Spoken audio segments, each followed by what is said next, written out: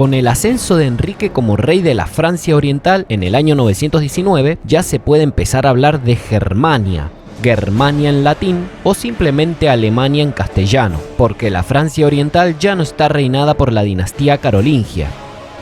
Una nueva familia ha subido al poder y es una familia germana. Será conocida como la dinastía de los sajones. Sin embargo, se trata de un territorio que no está unificado bajo un solo estado, tal y como los conocemos hoy en día. En aquellos tiempos tampoco era considerado como una sola nación, sí que era un territorio considerado como un conjunto de naciones pequeñas con un mismo origen, el origen germánico, pequeñas naciones germánicas.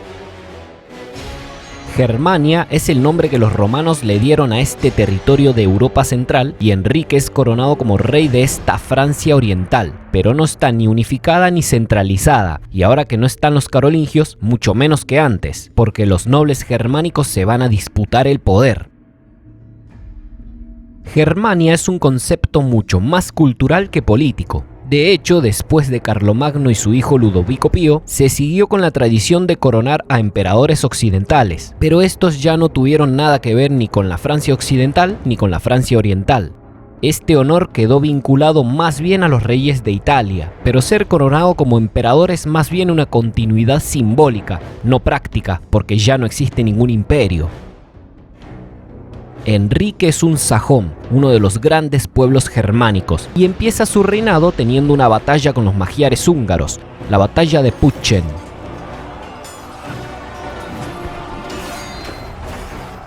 Pero estos bárbaros son muy salvajes, muy violentos, muy aguerridos y sus jinetes son imparables. Por ello ganan el choque bélico y Enrique tiene un mal comienzo, teniendo que estar obligado a pagar un tributo a los bárbaros durante una década.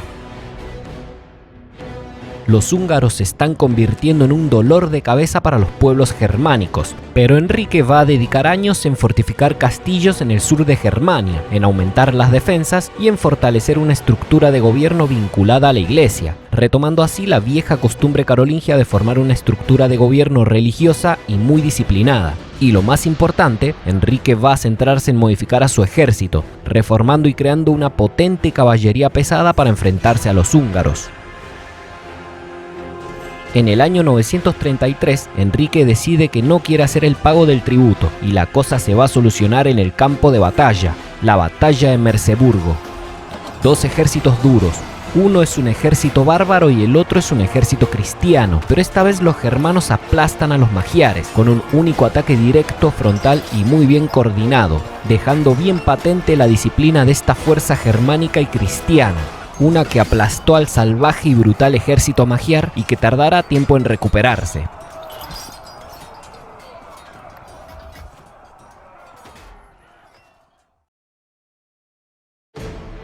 A mediados del año 936, el rey Enrique muere y su sucesor es su hijo Otón, el tercero de sus 6 hijos y su segundo hijo varón. Este es el que será importante, es al que se lo va a considerar como el primer gran líder germánico, el primer gran líder alemán, pero no como los que existieron en el pasado, incluso en la era de los romanos, sino más bien el primer gran líder reconocido por toda Germania. Y cuando digo gran líder no me estoy refiriendo a uno de estos dictadores pequeños y gordos del siglo XX o incluso de este mismo siglo. Me estoy refiriendo a un verdadero gran líder, alguien que se va a ganar lo que se va a ganar por sus propios méritos en el campo de batalla y por defender exitosamente a su nación frente a los bárbaros. Otón es coronado como rey en Aquisgrán, en el mismo palacio imperial de Carlomagno, aquel que hizo nacer un imperio en medio de una Europa feudal y muy fragmentada por guerras civiles. Carlomagno le dio a Europa una pizca muy mínima de la vieja gloria y grandeza que supieron tener alguna vez los romanos. En un punto muy concreto de la historia, su Europa unificada llegó a recordar a la antigua Roma, y lo de Carlomagno fue importantísimo porque su imperio logró frenar el avance del Islam por la misma Europa. El problema es que el imperio no duró mucho tiempo, fue fragmentado según la costumbre feudal, siendo los hijos de los gobernantes los que heredaron los territorios, y para ello tuvieron que ser fragmentados. El muy valiente, pero al final inútil intento de Carlomagno de volver a la grandeza romana no será el último, Otón también hará algo similar. El intento de Carlomagno fue inútil, no porque era tonto ni mucho menos, al contrario. Lo que ocurre es que el mundo ha cambiado mucho, ya no es el mismo de la antigüedad y es extremadamente complicado hacer lo mismo que hicieron los romanos, ya no es la misma cultura. A Carlomagno se lo considera como una especie de padre fundador de todos los francos, y eso no solo incluye a los franceses, sino también a todos aquellos pueblos germánicos que se encuentran en Europa Central, hasta donde llegó el imperio de Carlomagno.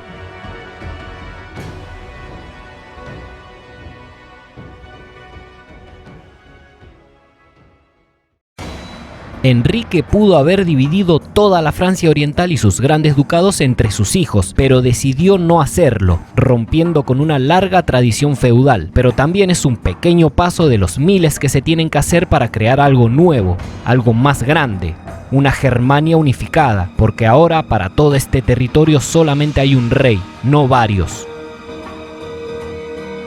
Germania tiene muchos territorios autogobernados, pero hay 6 grandes ducados, cuyos duques le juran lealtad a Otón: Franconia, Suabia, Baviera, Turingia y Lorena. Hay quienes llaman a Lorena como Lotaringia, mientras que Sajonia es del rey Otón porque él mismo es el duque. Poco tiempo tardarán los poderosos señores germánicos en ver que Otón es un monarca que intenta instaurar una especie de monarquía autoritaria en toda Germania, a la que buscará controlar completamente desde su corte. Es alguien que se ve a sí mismo como el heredero de Carlomagno y por lo tanto heredero de los antiguos césares romanos, los emperadores. El hecho de tener la ambición de ser emperador de todo el occidente y de toda la cristiandad provoca el rechazo y la rebelión de muchos nobles germanos, incluyendo miembros de su propia familia, pero Otón está decidido a no perdonar ninguna insurrección, que acusándolas de traición responde con las armas contra los sublevados, entre ellos su medio hermano mayor Thankmar, quien es derrotado en batalla y asesinado en el año 938, 2 años después del ascenso de Otón.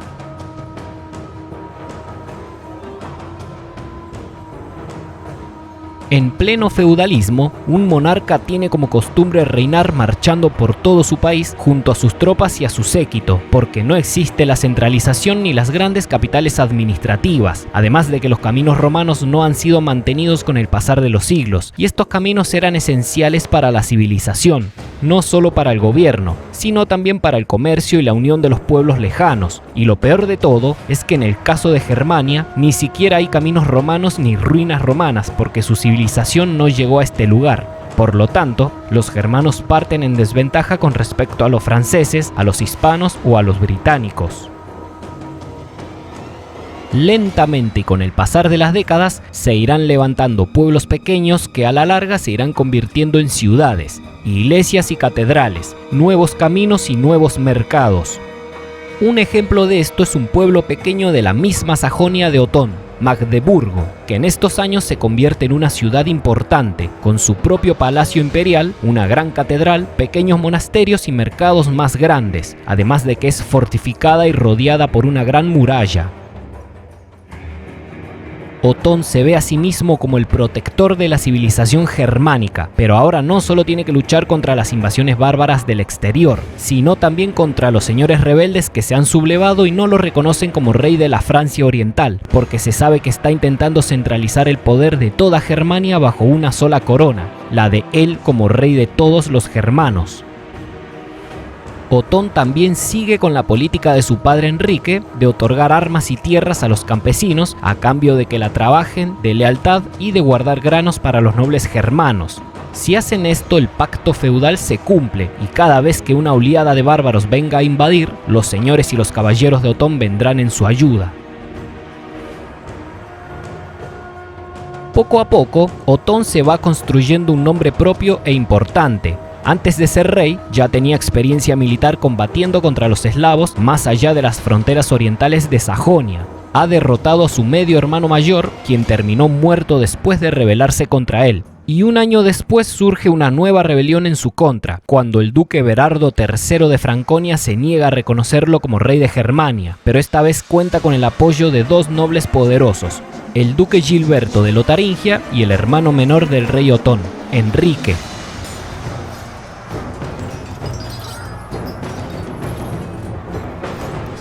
Otón y sus caballeros se enfrentan a los rebeldes en la batalla de Virten, a quienes derrotan, pero los duques rebeldes logran escapar con vida y se van al sur para arrasar los territorios de los nobles leales al rey, aunque Otón los vuelve a enfrentar durante los primeros días de octubre del 939, en la batalla de Andernach, donde los vuelve a vencer y esta vez ejecuta a los dos duques rebeldes, el de Franconia y el de la Lotaringia, mientras que Enrique, el hermano del rey, queda herido tras la batalla y permanece aislado durante un año en el sur de Germania hasta que finalmente se somete a su hermano, reconociéndolo como el único rey.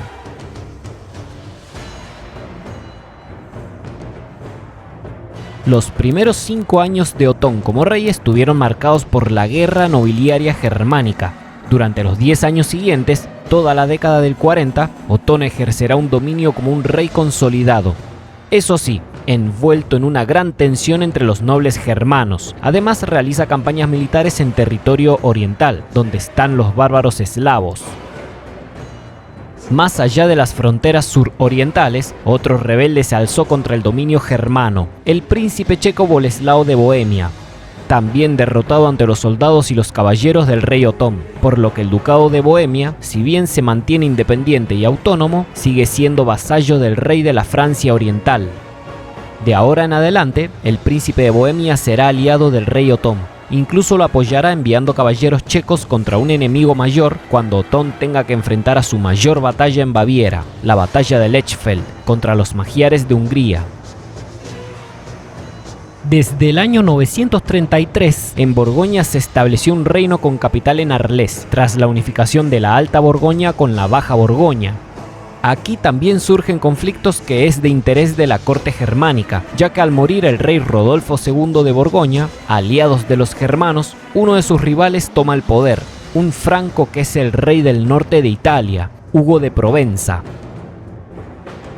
La seguridad del suroeste de Germania queda comprometida y el rey Otón se ve obligado a intervenir, logrando expulsar a Hugo e instaurando en el trono a Conrado, el hijo de 12 años de Rodolfo II, quedando así como su protector e imponiendo una influencia germánica sobre Borgoña, un territorio que será disputado históricamente con Francia.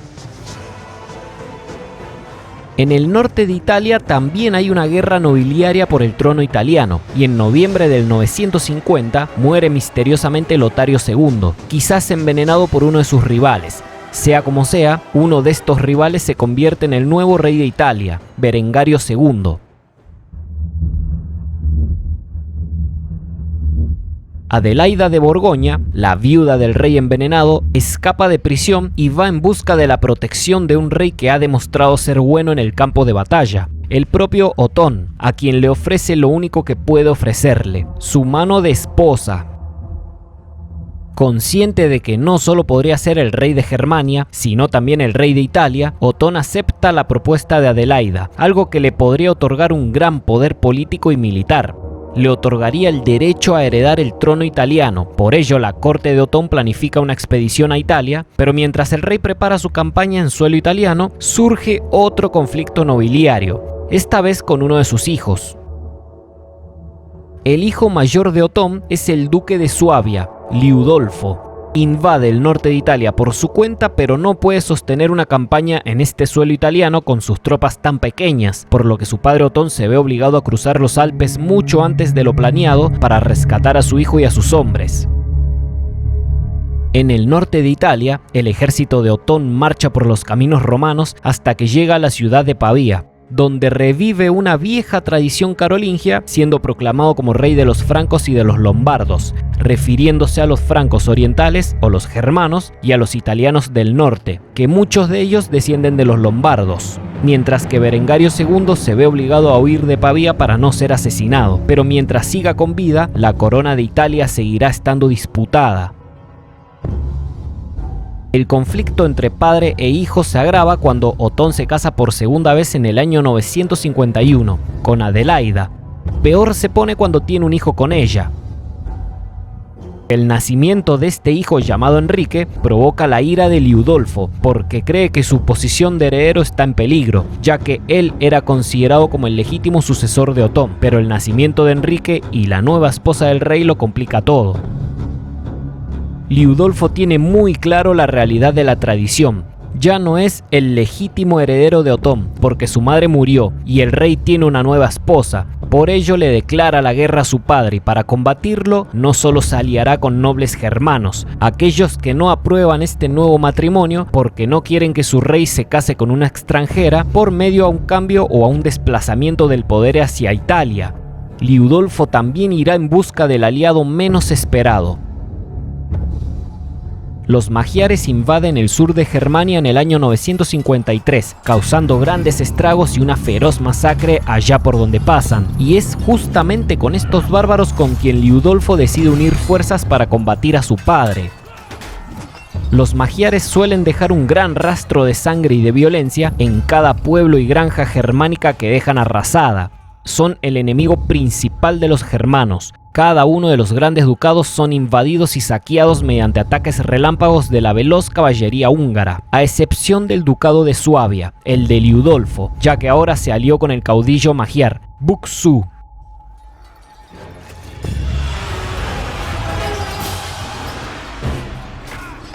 Una gran rebelión tiene que enfrentar Otón con la revuelta de su hijo Liudolfo, quien no solo está aliado con los feroces magiares de Buk-Su, sino también con nobles poderosos germanos que no reconocen a Otón como rey, como Conrado, el cuñado de Liudolfo, y duque de Lotaringia, o duque de Lorena. Hay muchos nobles germanos que apoyan a Otón, pero hay muchos otros que no. Se niegan a reconocerlo como rey de la Francia Oriental y se unen a Liudolfo. Al mismo tiempo, los eslavos del noreste aprovechan los conflictos para incursionar en tierras sajonas. Sin embargo, la cosa se pone muchísimo peor cuando desde el sureste se produce otra invasión por parte del ejército magiar húngaro. El rey Otón, con muchos enemigos y varios frentes abiertos en Germania, marcha listo para la guerra con un potente ejército germánico que a lo largo de los últimos años ha sido reorganizado y modificado en base a una poderosa caballería pesada para enfrentar a los magiares húngaros y derrotarlos definitivamente. Así, de una vez y para siempre, expulsar a estos bárbaros tan salvajes y tan violentos de la Europa occidental, la Europa cristiana. La invasión de los magiares de Hungría es la peor. Siguen dejando todo completamente devastado. No perdonan a nadie, y por esta razón es que Liudolfo rápidamente se pierde de apoyos importantes, de guerreros para luchar y de nobles poderosos, porque creen que ha ido demasiado lejos con su alianza con Buk-Su. Se desatan 3 batallas. Las tropas de Liudolfo pierden en todas. Los demás nobles rebeldes también son derrotados.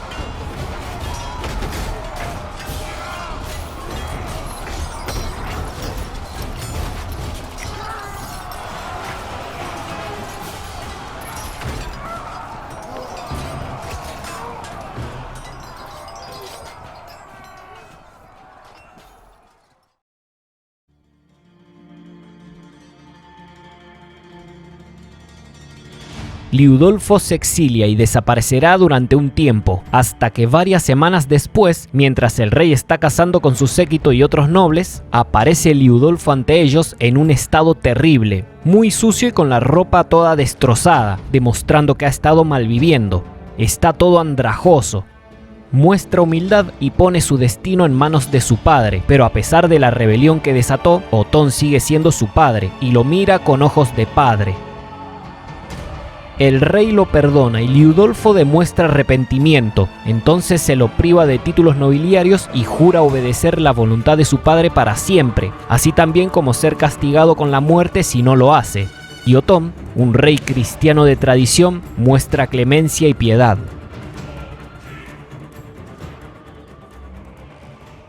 Los eslavos que invadieron Sajonia también son derrotados y expulsados con la ayuda de los marqueses o margraves germanos del este, los de la marca Geronis, que sirve como un territorio tapón entre los eslavos nororientales y los germanos del norte. Con haber derrotado a los poderosos nobles rebeldes germánicos, Otón consolida su dominio como rey de toda Germania, pero hay que recordar que se trata de un periodo feudal y no absolutista. Este periodo no es la modernidad, es el alto medieval, y cada ducado germano es independiente.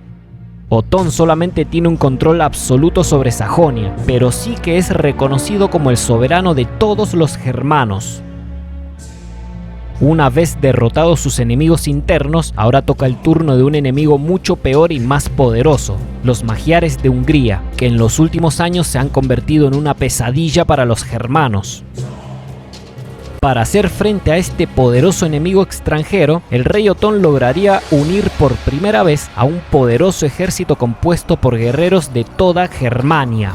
Caballeros de Franconia, de Suabia, de Baviera, de Turingia, de Lorena e incluso de tierras checas, un territorio que será llamado como Bohemia más tarde, se unirán a sus caballeros sajones para expulsar a los húngaros de tierras germánicas.